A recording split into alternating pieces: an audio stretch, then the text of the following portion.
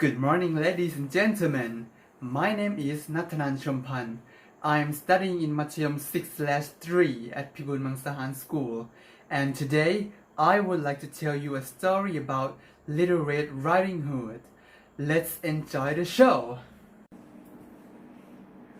Once upon a time, there was a little girl who lived in a village near the big forest. Her grandma had made her beautiful red cloak with the big red hood, which she wore every time when she went outside, and so everyone called her Little Red Riding Hood. One day, Little Red Riding Hood's mother said, "Grandma isn't feeling very well. Will you take this basket to the forest to her cottage?" Little Red Riding Hood said, "Yes, mother. I sure would love to see my grandma." Then she put on her red cloak, pulled up her red hood, and she took the basket of food into the forest. Her mother calls after her, "Remember, don't talk to any strangers along the way." "Okay, I won't," Little Red Riding Hood promised, and she skipped down the path and into the woods. Little Red Riding Hood didn't have to worry about getting lost in the forest because she knew the way to her grandma's house very well. But along the way, she saw some beautiful wildflowers growing near the path. She stopped to pick a few, and she said to herself, "I bet Grandma would really like these." "Hello there, little girl," said a deep growling voice from behind her. Little Red Riding Hood was startled. She spun around and she saw the big bad wolf standing in the shadows between two trees. She didn't know the wolf was bad, and she had already forgotten her mother's words about talking to strangers. Suddenly, the big bad wolf asked, "Where are you going on this fine day?" Little Red Riding Hood replied, "I'm going to my grandma's cottage on the other side of the forest.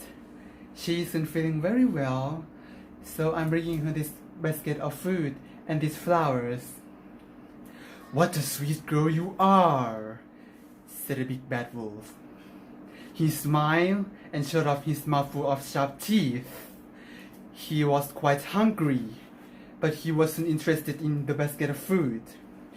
Little Red Riding Hood said goodbye to the big bad wolf, and she skipped off down the path. The big bad wolf's stomach grumbled and growled with hunger, and at that time he had an idea. As quick as he could, he ran through the forest all the way to Grandma's cottage. The sneaky wolf opened the door very quietly, and he found Grandma asleep in her bed. He picked up the old woman, opened his great big mouth, and he swallowed poor Grandma in one gulp.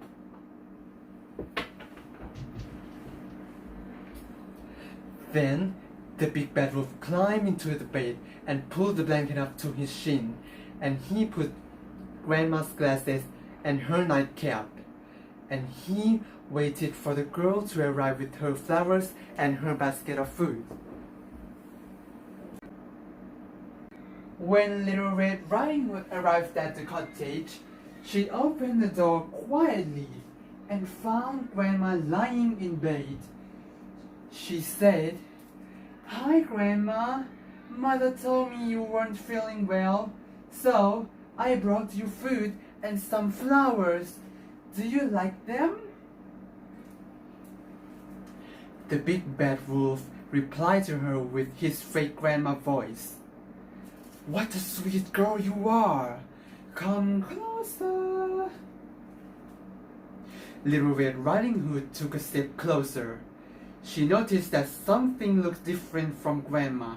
She said, "Oh, what big eyes you have, Grandma." The big bad wolf replied, "All the better to see you with. Come closer."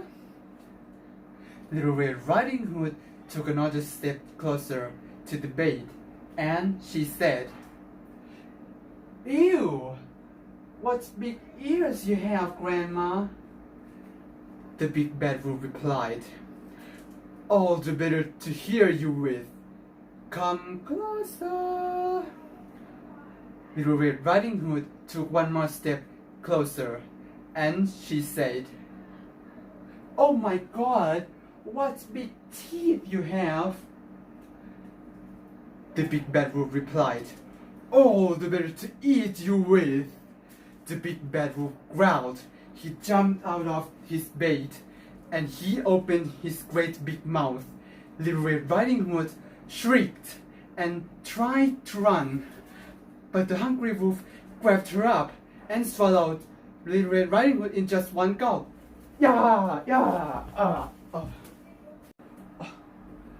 Outside the cottage, a woodsman happened to be walking through the forest.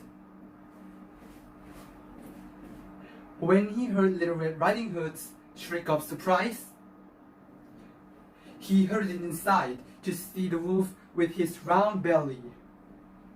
Suddenly, the woodsman grabbed the big bad wolf, turned it upside down, and shook him by the feet. Little Red Riding Hood came tumbling out of the wolf's mouth, and Grandma followed. The three of them chased the big bad wolf out of the cottage, out of the forest, and over the hill. Woo! The big bad wolf ran for his life and was never seen again. Little Red Riding Hood learned her lesson, and she never ever talked to the strangers after that. The end. This story teaches you that a good child must obey the teaching of his parents. 2. Don't trust any strangers. 3. Be conscientious and resourceful in problem solving. Thanks for watching. I hope you enjoyed this little show. Goodbye!